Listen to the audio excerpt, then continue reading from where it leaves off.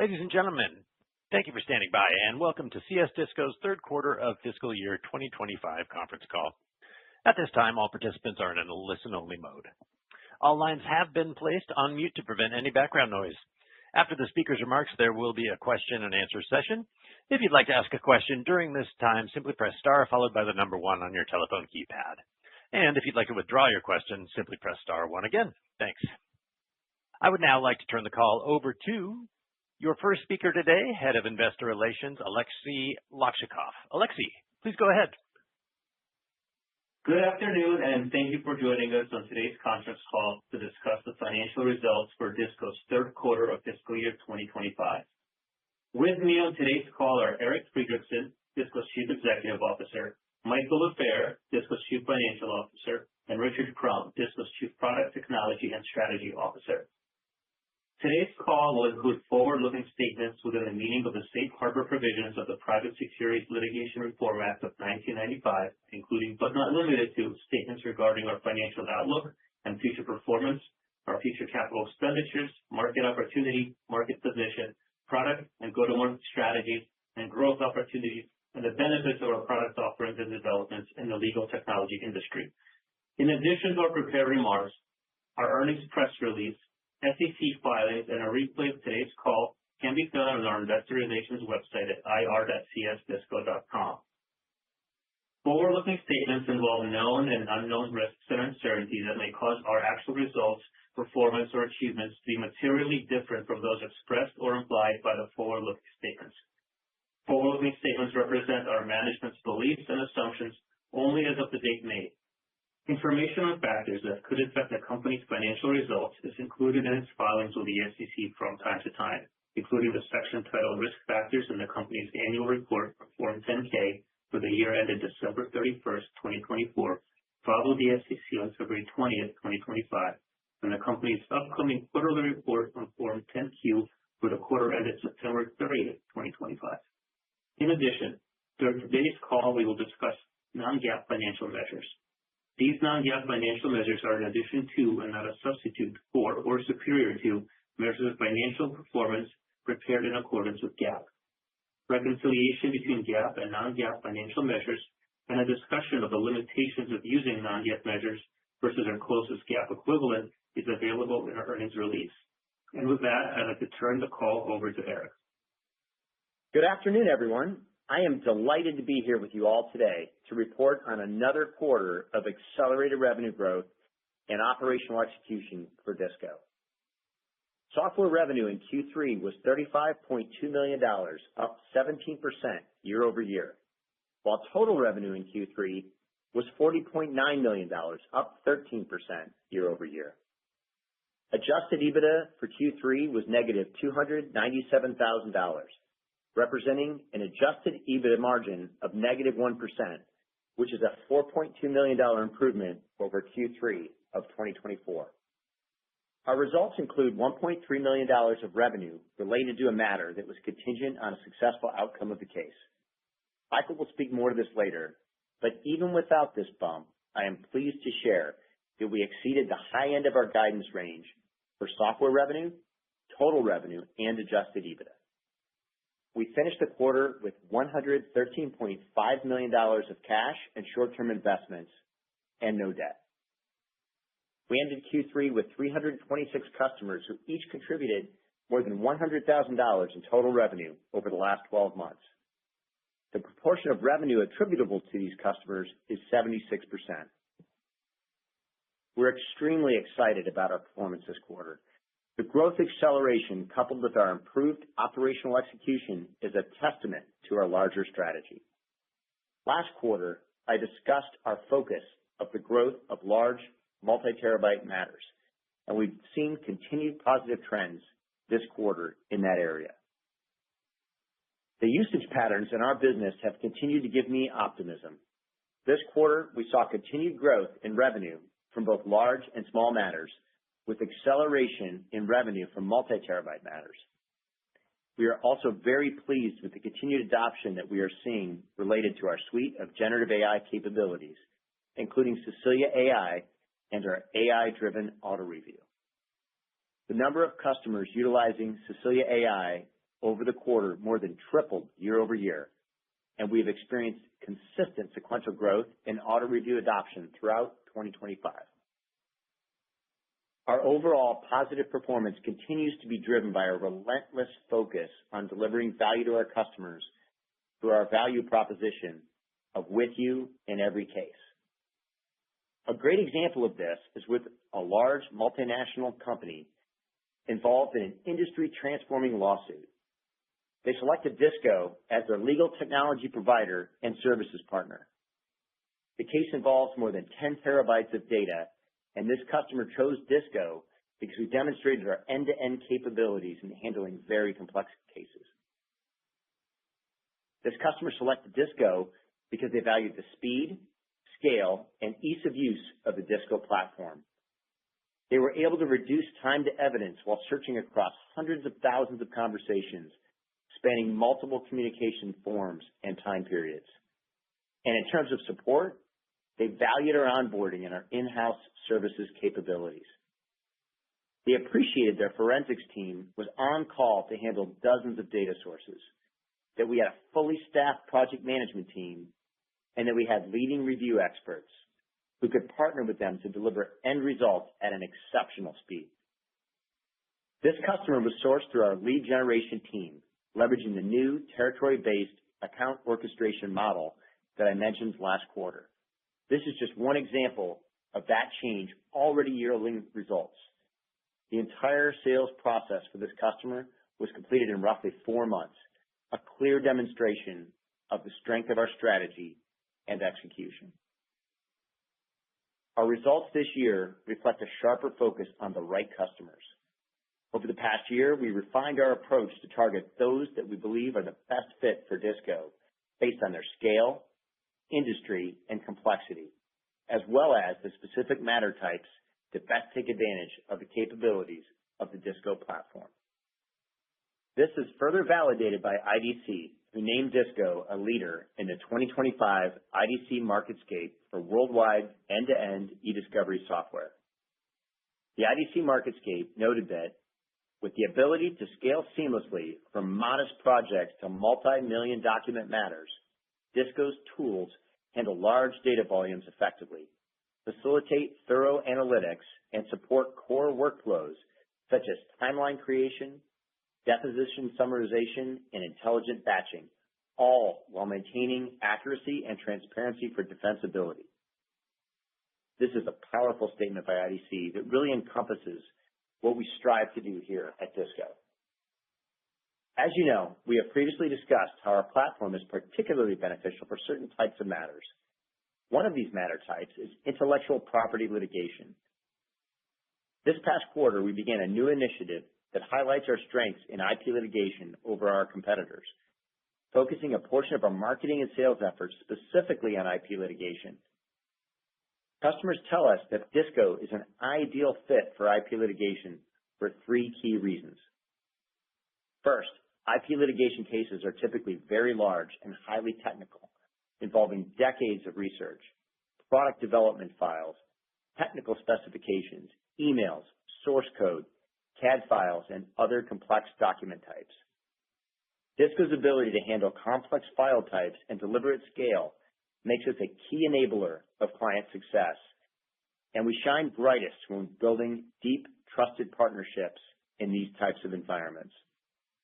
The second reason is that these matters tend to be high stakes bet-the-company litigation. A company's entire business plan may hinge on the outcome.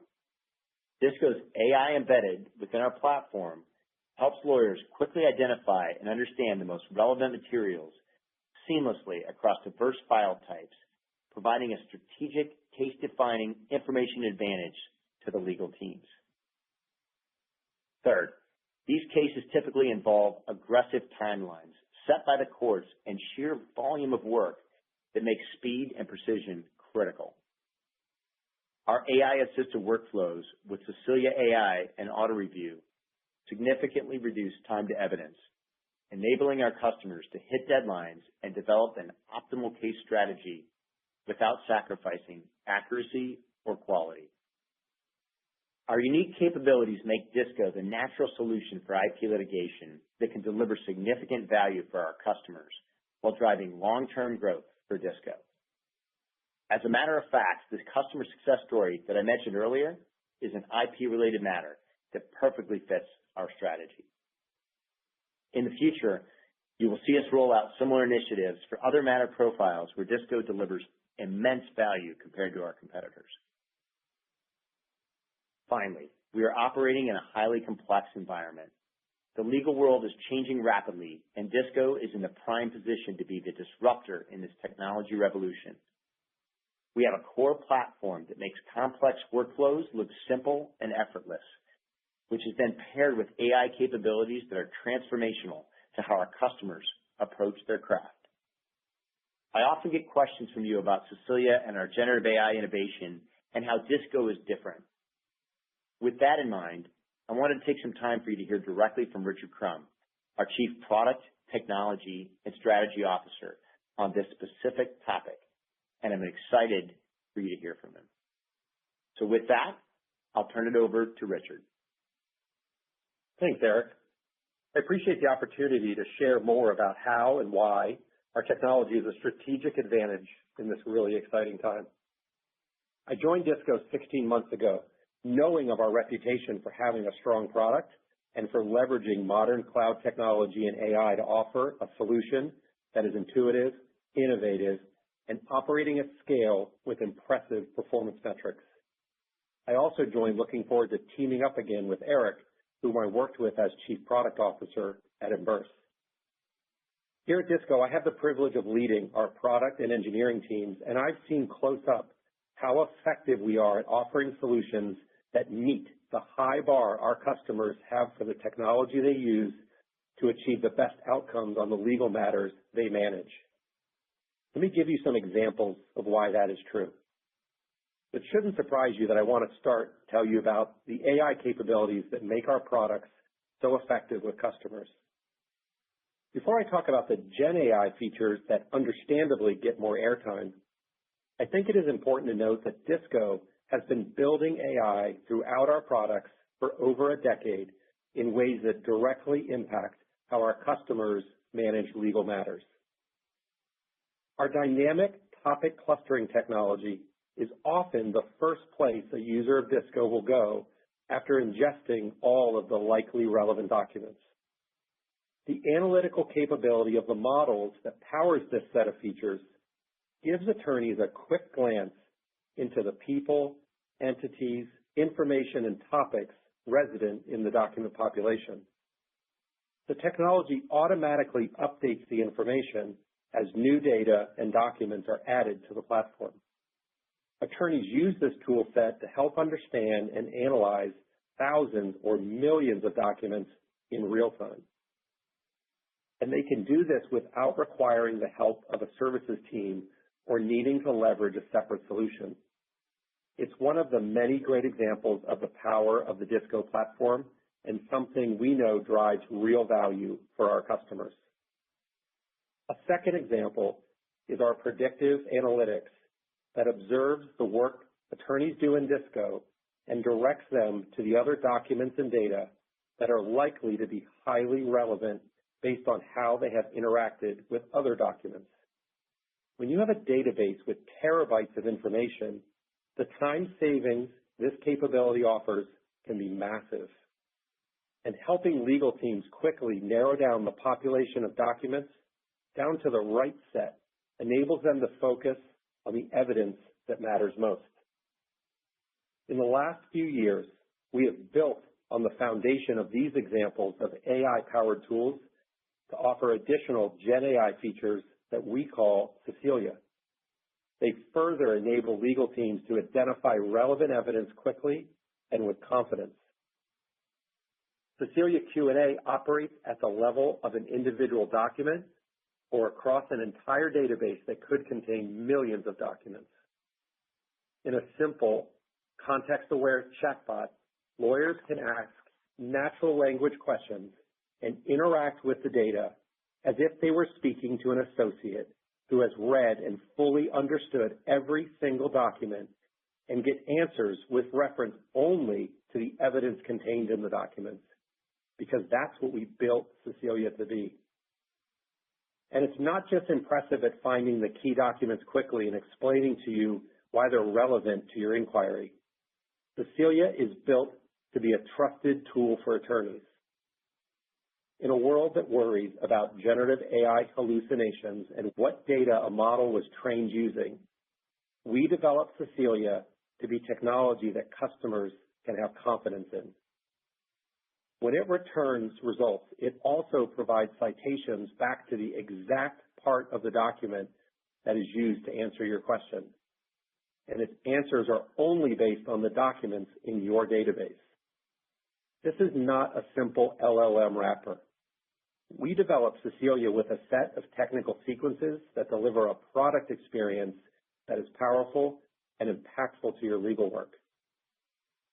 Cecilia Q&A is just one of the impressive Gen AI skills that is built right into the Disco platform at moments in the workflow that matter. We also offer document summaries, definitions of any term based on the information of the document set, automatic timelines, and topic summarization of deposition transcripts. Altogether, Cecilia is a sophisticated set of tools leveraging generative AI technology that we have been offering to the market for almost 2 years and constantly investing to make it better. Tools built upon the existing system of record the legal team is already using to manage the matter. And when legal professionals experience the impact, it can be hard to imagine working on a matter without Cecilia. A great example comes from an AmLaw 50 customer that tried out Cecilia AI for the first time in July of 2024. They saw the value that is provided by utilizing these capabilities I just described, and since that initial use of Cecilia, their adoption has continued to expand. Following their initial trial, this customer has adopted Cecilia AI in a variety of types and sizes of matters, from matters as small as 5 gigabytes to large complex matters with millions of documents.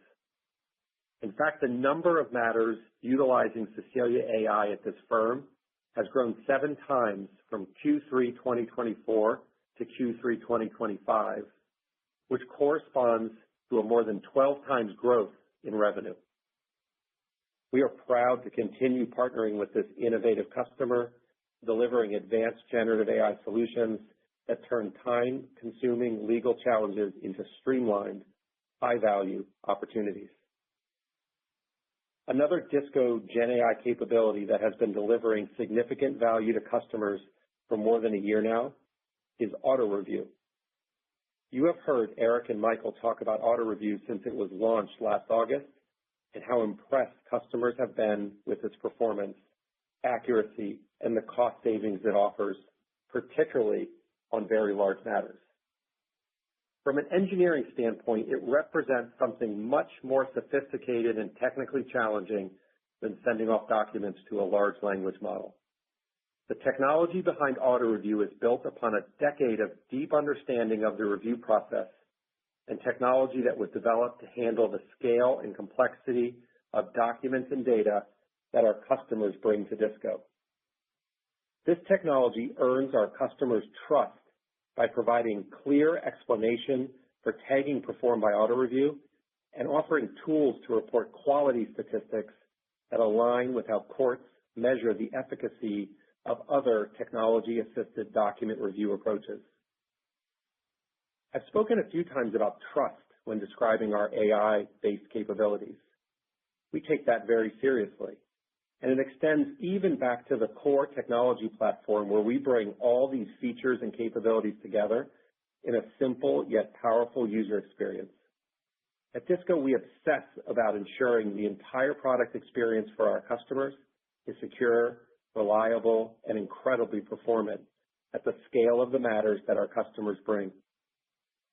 The volume and sources of data that could be necessary to review for evidence in litigations, investigations, and regulatory matters has continued to explode, and no one believes there's an end in sight. This has resulted in customers bringing larger and larger matters to Disco and we have continued to perform with the speed and accuracy they've come to expect. That's because DISCO was built for scale. Leveraging the best technology and engineering talent, DISCO is ready for whatever our customers need. Let me finish up with a word on another phrase I've used more than a few times in my commentary, and that's scale. Because of our personal experience with consumer technology that can feel like it's improving at an astronomical rate, we can begin to believe that business software in general is also advancing at the same rate. But that's not always true. In fact, much of the legacy software used for document review is far behind DISCO in how well it performs under high database sizes. Ask any legal professional about their experience in legacy e-discovery solutions with simple tasks like switching between two documents or running a keyword search, and you're very likely to hear the word slow in their response. That's because operating at scale doesn't just mean being able to hold a large quantity of data. It also means providing a user experience that runs just as well in both small and massive sets of data and documents. This is an area where DISCO shines. And we do it both with those simple tasks I just referenced and the experience of using Cecilia Q&A, something that definitely leaves our users amazed when they see it live. Operating a platform that performs like DISCO is the result of years of solid engineering work and our obsession with providing an incredible user experience to everyone who logs into DISCO every day. And it is a great example of how we are with you in every case. It is not easy to operate AI at the scale the way we do at DISCO. It is also a competitive advantage that will enable DISCO to continue to expand our product offering and win more and more loyal customers who say it has to be DISCO. And with that, let me turn things over to Michael. Thank you, Richard. In Q3 2025, total revenues were $40.9 million, up 13% year over year. And software revenues were $35.2 million, up 17% year over year. Included in these balances is the revenue contributed from a case that has been on our platform for several years and was contingent on the successful outcome of the case. In Q3, we were able to recognize $1.3 million of total revenues from this case, of which $1.2 million related to software. I would like to note that the Q3 total revenue and software revenue year-over-year growth would have been 9% and 13%, respectively, without this contingent revenue, which still exceeds the high end of our guidance range for both metrics. Excluding the large one-time case we recognized in Q3, two primary drivers of the software year-over-year revenue performance were growth in the revenue across large and small matters, especially with multi-terabyte matters, as well as growth of Cecilia AI adoption. Services revenues, which include DISCO Managed Review and professional services, were $5.7 million. In discussing the remainder of the income statement, please note that unless otherwise specified, all references to our gross margin, operating expenses, and net loss are on a non-GAAP basis. Adjusted EBITDA is also a non-GAAP financial measure. Our gross margin in Q3 was 77% compared to 74% in the prior year. As we mentioned before, our gross margins fluctuate from period to period based on the nature of our customers' usage, for example, the amount and types of data ingested and managed on our platform. Sales and marketing expense for Q3 was $13.6 million, or 33% of revenue, compared to 38% of revenue in Q3 of the prior year. On a dollar basis, sales and marketing expense decreased $0.2 million, predominantly driven by lower marketing and consulting expenses. Research and development expense for Q3 was $11.5 million, or 28% of revenue, compared to 31% of revenue in Q3 of the prior year. On a dollar basis, research and development expense increased $0.4 million, driven primarily by headcount-related costs. General and administrative expense in Q3 was $7.7 million, or 19% of revenue, compared to 21% of revenue in Q3 of the prior year. Adjusted EBITDA was negative $0.3 million in Q3, representing an adjusted EBITDA margin of negative 1%, compared to an adjusted EBITDA margin of negative 12% in Q3 of the prior year. This represents a beat of the high end of the guidance range we provided last quarter and $4.2 million year-over-year improvement.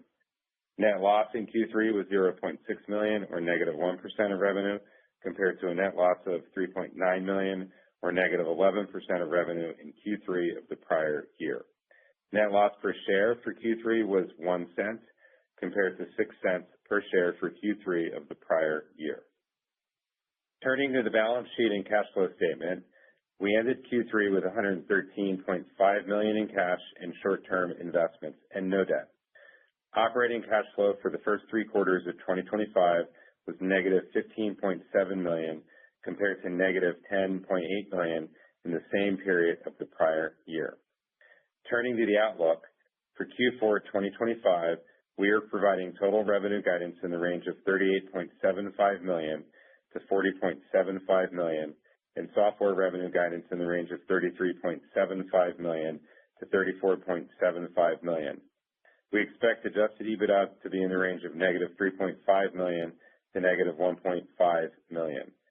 For fiscal year 2025, we anticipate total revenue guidance in the range of $154.4 million to $156.4 million, and software revenue guidance in the range of $132.6 million to $133.6 million. I would like to note that the contingent revenue case I spoke about earlier was previously included in our full year guide. We expect adjusted EBITDA to be in the range of negative $11.5 million to negative $9.5 million. Now I'd like to turn the call over to the operator to open up the line for Q&A. Operator? Great, thanks so much. And at this time, I would like to remind everyone, in order to ask a question, press star, then the number 1 on your telephone keypad. Once again, star and the number 1. And we will pause just a moment to compile the Q&A roster.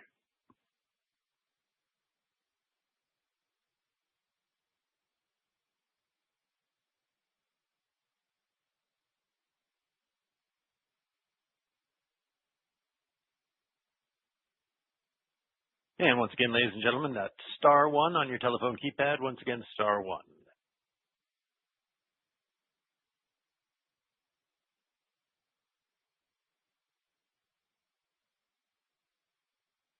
And it appears there are no questions.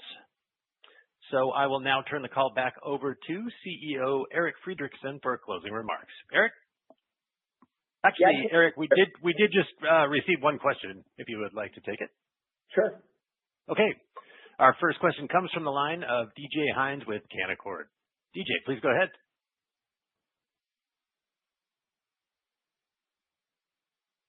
DJ, you there? I guess I just wanted to ask about the contingent liability, or the contingent case rather. How many cases are like that? Is that industry standard, or it feels a little odd? Hey, DJ, let me touch on that real quick. We have a small number of other contingent cases in the system, but nothing close to this size. Let me explain by what we mean by a contingent case. It's basically on a limited basis, we'll enter into a contract where basically the payment is contingent on the conclusion of the legal matter. And in these instances, we don't recognize the revenue until the legal matter is resolved. In Q3, one of our customers under one of these arrangements experienced a favorable conclusion, allowing us to recognize $1.3 million in revenue, of which 1.2 was software and the balance was services. Yeah, and so that's why we called it out specifically, DJ. You know, we had 17% software growth and 13% overall growth, but even without that case, we had 13% software growth and 9% overall growth in the business, which exceeds the high end of our range, even without that contingent case. But we did want to make sure to call out that contingent case specifically. Okay, great. Thanks for clearing that up. And then just a quick one for Michael. So, you know, we have your previous guidance, or I guess your target for in-quarter EBITDA break even for Q4 of 2026. But I'm looking at, you know, we're seeing some linear improvement over the past couple of quarters where you were just under break even this quarter. Are you still maintaining that target for next year, or do you think there's some upside we could see there? I'll take that one. This is Eric. Yes, we're still targeting adjusted EBITDA break-even for Q4 of 2026. You know, we could certainly push to get to profitability sooner, but, you know, right now we're making really smart investments in the business that are obviously paying off in the results in terms of the go-to-market investments that we make, in terms of the innovation investments that we make, and those transformational investments. So, you know, look, this is a big market. It's a growing market, and the money that we're spending right now is really helping accelerate the revenue of the business. So the target is still Q4 of 2026 for adjusted EBITDA break-even. Okay, great. Thanks, guys. Thanks, DJ. And again, ladies and gentlemen, last call for questions. If you would like to ask a question, press star one on your telephone keypad. Once again, star one.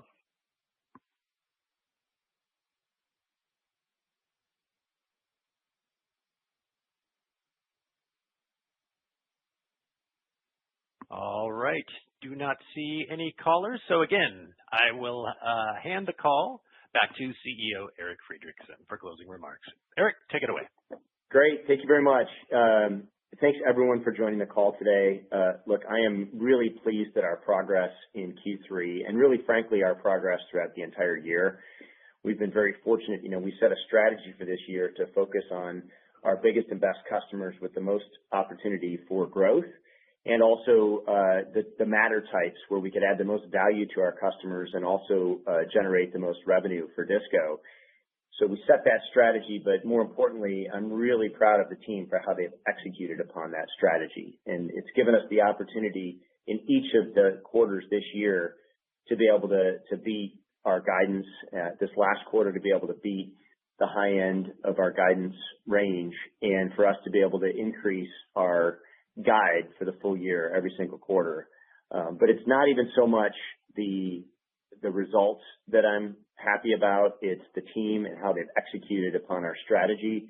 And that gives me a lot of confidence. It gives me a lot of confidence about our future. So I just want to thank our teams. I want to thank our customers for everything they're doing to stay focused on accelerating the growth for DISCO. And I'm looking forward to updating you next quarter. Have a great evening. Thanks, Eric. And this concludes today's conference call. You may now disconnect. Have a great day, everyone.